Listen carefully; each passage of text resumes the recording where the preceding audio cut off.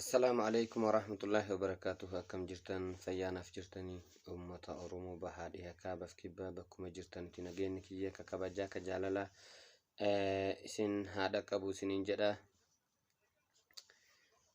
Alaamanni sa'aa namni isin nagaa jechaati. Gamanumaan gama yaada kiyya ka waa'ee biyya irratti dabarfachuu barbaadutti dabra.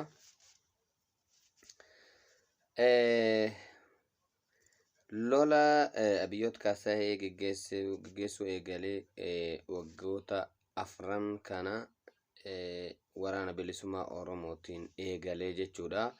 Waraana bilisummaa Oromootiin eegalee gara waraana TDF yookaan immoo Tigraay Defense Force yookaan immoo waraana naannoo Tigraayin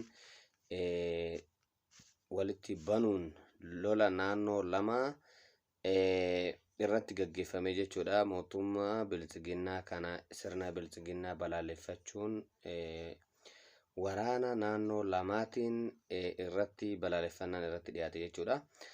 Balaaleffannaan jalqabaa ka addii bilisummaa Oromoo waraanni qabsaa dhugaa ka ta'e Jaal Marroon dirribaa irratti geggeessee qabsoo Jaal Marroo jalaa barachuun ciniinnatanii waraanni Tigraayis mootummaan naannoo Tigraayis jechuudha gara qabsootitti dhufe.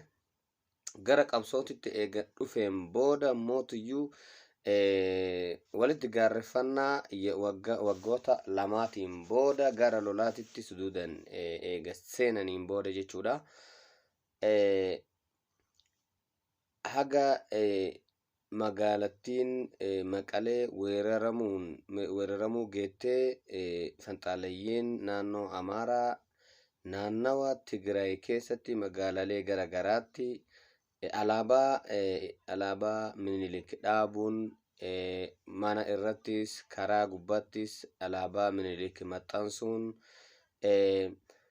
sirna abbaa irrummaa akka fudhataniif ummata Tigraay ummata nagayaa dirqisiisuuf magaalaalee garagaraa akka nama humnaan qabateetitti ummata nagayaa miidhaa guddaa irra geessuun alaabaa mootummaa Minilik ka duraanii jechuudha ka dhiigni ilmaan Oromootii fi akkasumas biyyattii sanii ittiin dhangala'e ka dhiiga ilmaan biyyattii saniitiin itti dhangalaasaniitiin aadaa tokko amantii tokko akkasumas immoo jibbinsa sabummaatiin akkasumas jibbinsa amantiitiin hundeeffame alaabaa saniin irratti doorsisaa turan jechuudha.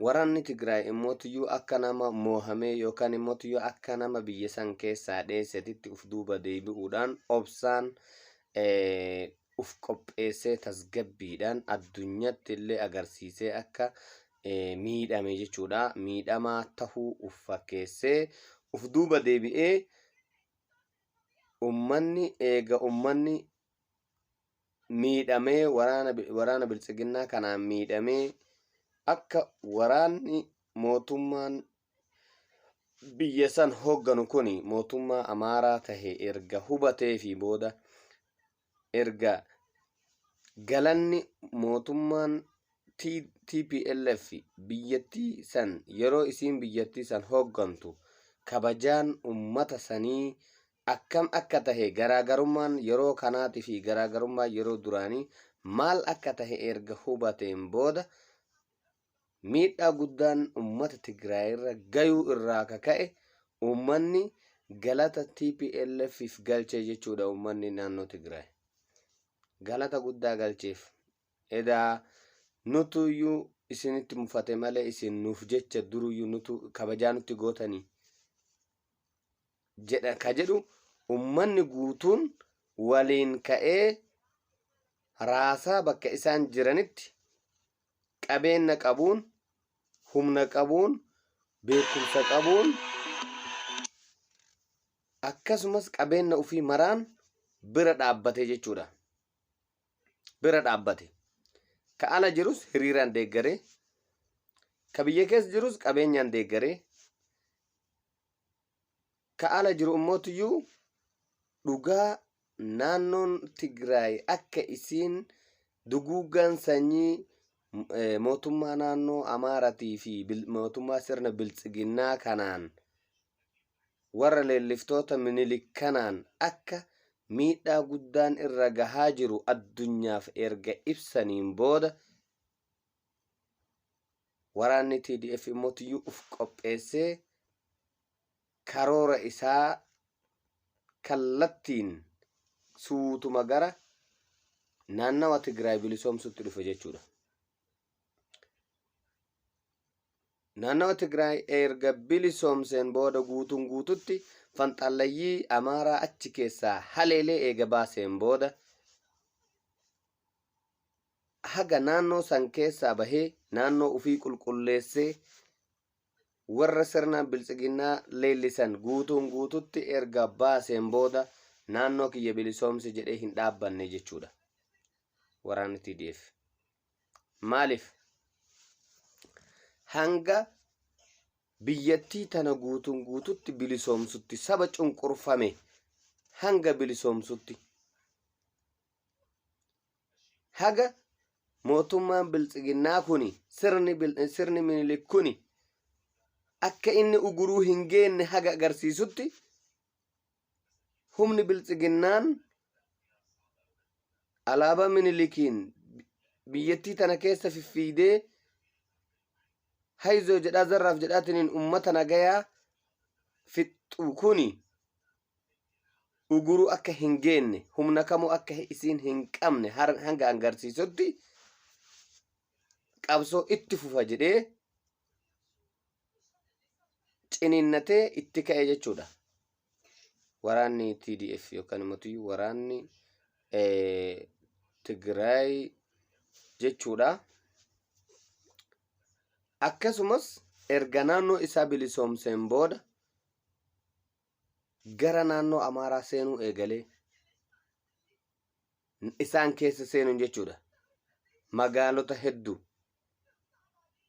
aanota hedduu, godinoota hedduu erga too'ateen booda odoo xiyyaaraan dhahan, odoo taankiin dhahan dhahee keessaa baasee naannoo isaanituyyuu naannoo Amaaratuyyuu magaalota hedduu bilisoomse jechuudha. Ummata akka Raayyaa bilisoomse jechuudha. Warra Affaar ka cunqursaa guddaa irratti gaggeeffamaa ture bira dabree ummata Oromoo Walloo waggoota 100 cunqursaa Amaaraa jala jirtu waraana bilisummaa Oromootiin walii galuun tokkummaa uumanii ummata cunqursaan amantii fi sabummaan irratti gaggeeffamaa ture bilisoomsanii jiranii jechuudha. Bilisoomsanii jiran. Biltsiginnaan naannoo godina addaa Oromiyaa ka tahe ka mootummaa biltsiginnaa jalatti mootummaa Amaaraa jalatti bultu godina Walloo keessa deemtee amma olii gadi odeessitu hin jirtu. Guututti bilisoomtee jirti jechuu ni dandeenya. Maaliif xiyyaara yoo taate malee taankiin Abiyyi keessa seenuu hin danda'u jechuudha. Ammaan booda achi keessa seenuu hin danda'u jechuu ni dandeenya. Maaliif caasaalee bulchiinsa garagaraa, bulchiinsa godinaa, bulchiinsa aanaa, bulchiinsa gandaa irraa ka'ee jechuudha. Bakka qabatan maratti sirna haaraa, jijjiirama haaraa ka ummanni filate uumaa deemaa jiran jechuudha. Sirna baay'ee tokko nama gammachiisuun deemaa jiranii jechuudha. Hirmaannaa ajaa'ibaatiin. Itti fufuunis haga warri dura juntaa hin awwaalla jedhee humna xiqqoo takka guyyaa 15tti lola kana xumurree gara Oromiyaa deemnee Oromiyaa mootuyyuu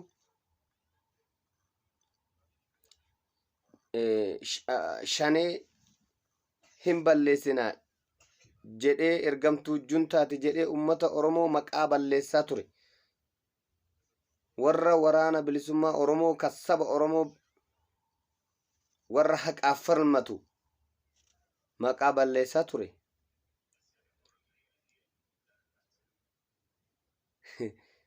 Haga inni aangoo gadi dhiisee biyya san keessaa jeettii takkaan biyya keessaa dheessutti gahe jechuudha.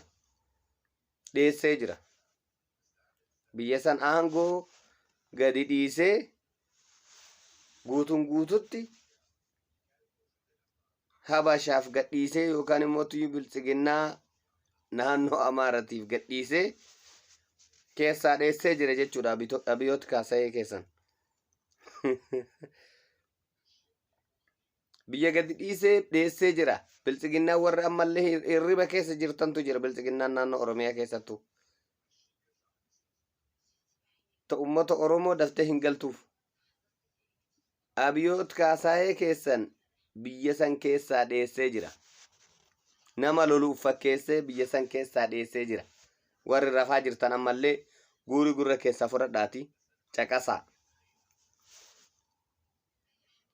Mootummaan odoo akkaawuntii isaa keessa jiru biliyeeni jiru gadi baheetiniin risaasa dhukaaseetiniin face to face loluu deemu hin jiru.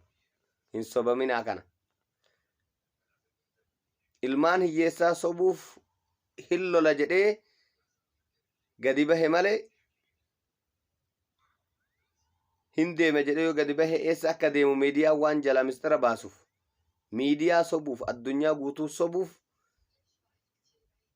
lola fakkeessee biyya san keessaa baqate malee Abiyyoota kaasa'ee biyya san keessa hin jiru dheessee jira jechuudha. Aangoo warra soddaatiif kennee gadi dhiisee jira guutuun guututti. Warri hin beeyne warri rabbiin karaa isin jalaa cufe warri xiinxalla waan takkallee hin beeyne abbichuutuyyuu biyya bulchaa jira yookaan immoo tuyyuu ilma abbaa gadaattu biyya bulchaa jira.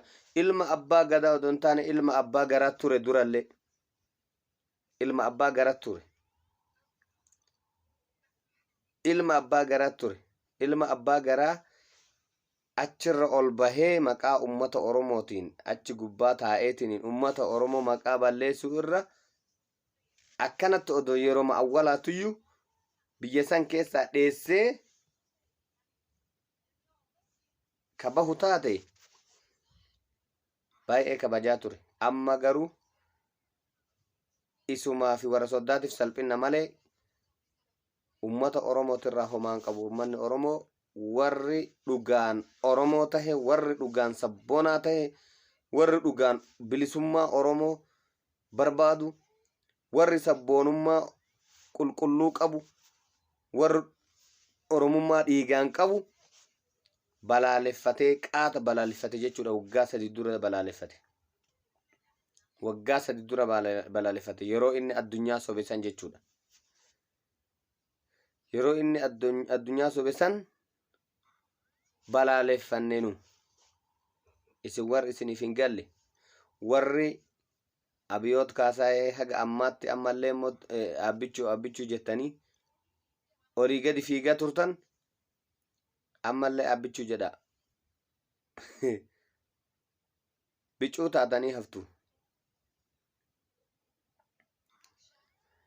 Kanaaf amma aangoo ka harkaa qabu warra Miniliki jechuudha. Amma ifaan ifatti ol baatee fi jirti guyyaa kana kunoo. Guyyaa kana irra guyyaa sa'aatii 7 jechuudha. Guyyaa 24 akka Awuroopaatti jechuudha. Ji'a 11 bara 2021 sa'aatii 7 irra Abiyyoota kaasa'ee akka inni biyya san bulchaa hin jirre dhugoomee jira. Biyya san keessallee dheessee jira jechuudha. Kanaaf isiniif haa galu warri isiniif hin galle jechuudha. Abiyyoota kaasa'ee keessan aangoo gadi dhiisee biltsiginnaa Amaaratiif achi keessaa dheessee jira lubbuu isaatiin. qabeenyallee mootiyyuu haga jirtu saamee jira. Warra haftellee mootiyyuu biltsiginnaa isaa warra isa jala hambaa isaattu saamaa jechuudha. Kanaaf warri opidiyoon dullattiin warwaachuu eegalanii jiran. Warwaatu eegalanii jiranii. Maaliifi sirni minilik ummata Oromoo caalaa warri inni gabroonfatu, warri inni mataa keessa tumee akka mooyyee midhaan itti tumaniititti mataa keessa tumee bulchu jalqaba warra aangoo gubbaa jirtu tana jechuudha naannoo Oromiyaatti. Maaliif aangoo irraa tokkoffaa hin ari'amtan yoo silaa lolli kun hin jirre jechuudha. Amma silaafuyyuu aangoo warri isaan irra taa'uun illee yookaan guyyaa 15 yookaan immoo ji'a takka haga jajjabeen Finfinnee seentuu irra taa'uu dandeettan isinitti fakkaatu danda'a. Ji'a takka yookaan immoo guyyaa 15 booda tolaan odoon taane giddaa janachi keessaa isin baasan jechuudha. Giddaa janachi keessaa isin baasan. Kanaaf warri waraana hoogganaa jirtan, warri waraana keessattuu poolisii Oromiyaa hoogganaa jirtan, yeroo ammaa kanatti biyya san kan gaggeessaa jiru Abiyoot Kaasee keessanii miti yookaan abbichuu miti jechuudha. Warri miidiyaan isinirraa cufame dhugaa qabdan, warri miidiyaa wal quba hin qabne dhaamsa waliif dabarsaa. Dhaamsa waliif dabarsaa. Guyyaan isaa yoomi? Guyyaa 24 ji'a 11 2021 jechuu guyyaa har'aa irraa eegalee Abiyoot Kaasee aangoo gubbaa akka hin jirre ifoome. Garuu inni ka aangoo gadi dhiise guyyaa 21 ture. Guyyaa 3 dura jechuudha. Ka inni aangoo gadi dhiisee lola deema jedhee dhokatee ka inni bahe guyyaa 3 dura. Warraafillee hin ifne ittiin himne hin duulla jedheen malee aangoo gadi dhiise hin jenne. Amma garuu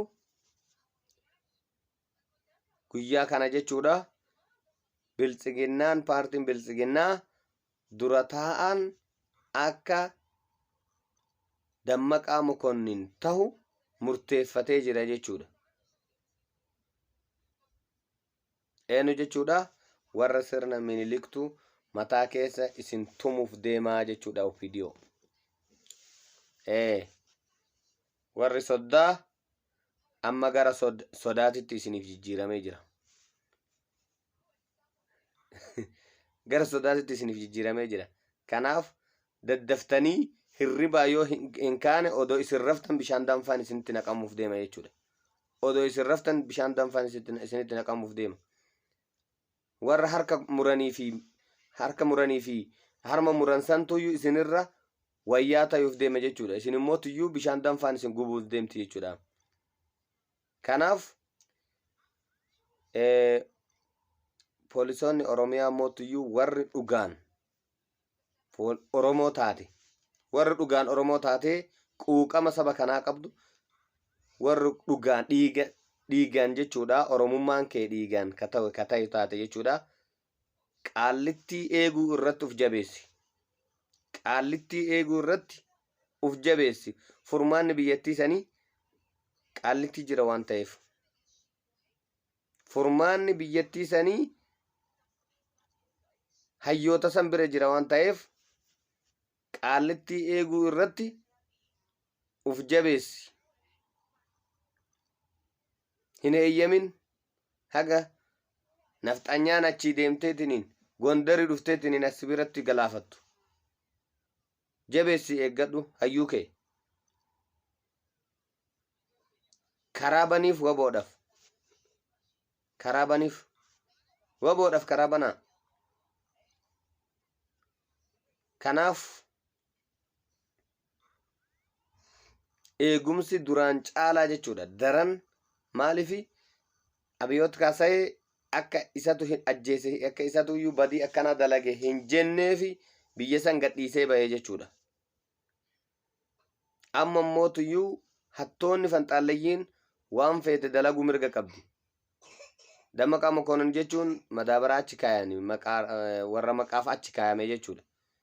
Ka hojii hojjetu yookaan immoo ka waa balleessuuf deemu warra dhugaan sirna Minilikiin deemu jechuudha. Kanaaf warri dhugaan biyya san akka biyyi sun hin diigamtu hin barbaanne. Warri dhugaan ani Oromoodhaaf hin jetteetiniin meeshaa waraanaa harkaa qabdu.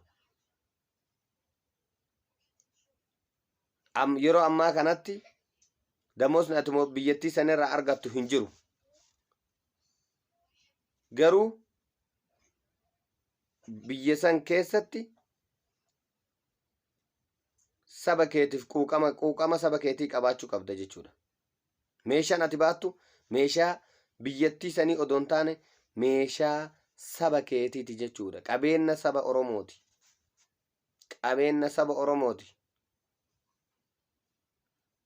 Qabeenya saba keenyatiin bitame horiin sun meeshaan ati baattu sun jabeeffadhuuti qabadhu. Eegi Qaallitti sabboontota achi keessatti hidhamanii jiran eeguu irratti wal jabeessaa waliigaltee uumaa. Yeroo ammaa kanatti wanni isin sodaatan tokkollee hin jiru. Biyya san keessatti miliyoona 65 ol taanee odoo jirru sabni xiqqoon nu hoogganuu hin qabdu. Ammaan booda jechuudha. Ammaan booda akka isaan mataa keessa dhaha jedhan sanitti mataa keessa dhahiiti eegi jechuu Qaallitti.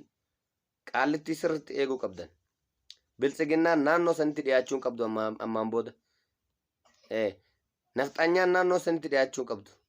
Warra hidhaa san keessa jiru mootuyyuu saba fedheeyyuu haa ta'u, abbaa fedheeyyuu haa ta'u, jabeessati eegaa. Maaliif cunqurfamee achi keessatti hidhamee jira waan ta'eef. Kanaaf Qaallitti jabeessati eegaa. Sabboontota mootuyyuu yoo dandeettan baasaa. Biyyi akka tasgabboytu biyyi sun tasgabbaa'uu ka dandeettu hayyoonni yoo mana hidhaatii baate qofa jechuudha. Opiidiyoo warra raftu sanillee mootuyyuu hirribaa kaasaa.